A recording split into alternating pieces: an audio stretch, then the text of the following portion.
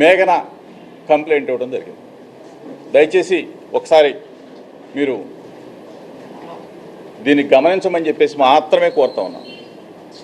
అయినా సరే రాజీవ్ నా కుమారుడు, మేఘన నా కూతురుతో సమానం, నా కూతురుతో సమానం. ఎందుకంటే ఉన్నది కొన్ని రోజులైనా కన్న కూతురు కన్నా మిన్నగానే చూసుకున్నాం. ఎక్కడా ఏ పొరపచ్చాలు మా మధ్య అయితే ఎక్కడా లేవు. రాజీవ్ మేఘన మధ్య ఉన్న విభేదాలు అవ్వచ్చు, పొరపచ్చాలు అవ్వచ్చు, మాట తేడా అవ్వచ్చు, వాళ్ళ మధ్య ఉంటే ఉండవచ్చు. మేము మా కుటుంబం చక్కగా గౌరవించడం, చక్కగా సొంత కూతురులాగా నేను కానీ నా భార్య చూసుకున్నాం. ఈ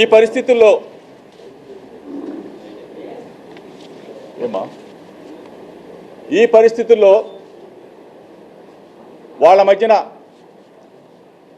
విభేదాలకి ఆ తర్వాత రాజీవ్ డైవర్షన్ పిటిషన్ ఇవ్వటం, ఆ తర్వాత మా మీద కంప్లైంట్ ఇవ్వటం కూడా జరిగింది. అంటే యావత్ కుటుంబం మొత్తం కూడా 11 మంది మీద ఎఫ్ఐఆర్ నమోదు చేయడం కూడా జరిగింది. దీనికి సంబంధించి పచ్చని కుటుంబం, మంచి కుటుంబం, ఒక పొరపచ్చం. ఈ క్రమంలో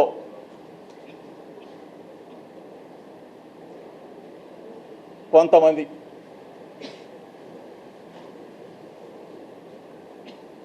ఆ కంప్లైంట్ దరిమేల ఈరోజు నెల రోజులు అవుతా ఉంది. యాంటిసిపేట్ బెయిల్ తీసుకున్నాం. కొన్ని కోర్టు పరిధి దాటి మాట్లాడటం భావ్యం కాదు. కాబట్టి దయచేసి మీడియా మిత్రులకు చెప్తా ఉన్నాం, నెల రోజులుగా వ్యక్తిగత జీవితాలు, కుటుంబ జీవితాలు, కుటుంబంలో వచ్చిన మనస్పర్ధలు, ఇద్దరి జీవితాలు, అంటే రాజీవ్ మేఘన సంబంధించిన విషయాలని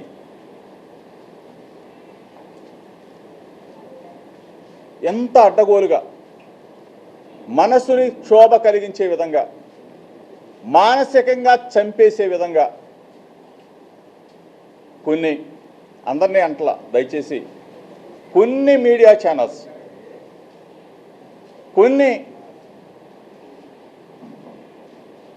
పనిగట్టుకొని యూట్యూబ్ ఛానల్స్ నెల రోజుల పాటు మా కుటుంబం మీద వ్యాపారం చేసుకున్న కొంతమందిని అడుగుతా ఉన్నా, ఇది మీకు భావ్యమా అని అడుగుతా ఉన్నా, మీకు పిల్లలు లేరా అని అడుగుతా ఉన్నా, మీరు పెళ్ళిళ్ళు చేయలేదా అని అడుగుతా ఉన్నా. మా మీద కేసు పెట్టిన మేఘనమ్మకు కూడా తెలుసు, ఆమె మనస్సాక్షికి కూడా తెలుసు, తండ్రిలాగా ఏ విధంగా చూసుకున్నానో, తల్లిలాగా నా భార్య ఏ విధంగా లాలనగా చూసుకుందో, నా కూతురికి గోరు ముద్దలు పెట్టినట్టు ఏ విధంగా గోరు ముద్దలు తినిపించిందో ఆమె మనస్సాక్షి కూడా తెలుసు.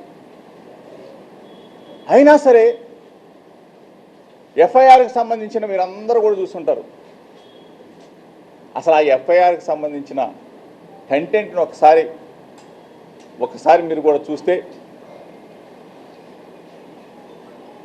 మత మార్పిడి అంటే ఎంత ఘోరమైన, నా భార్య బైబిల్ చదివితే తప్ప అని అడుగుతాం, యేసుక్రీస్తు బోధనలు వింటే తప్ప అని అడుగుతా ఉన్నాం.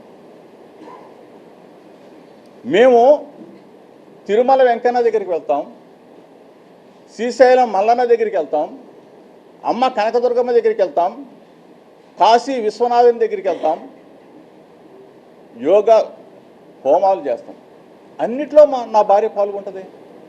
అంటే ఎక్కడైనా ఫలానది చెయ్యకూడదని చెప్పేసి మన రాజ్యాంగంలో ఉందా అని చెప్పి అడుగుతాం.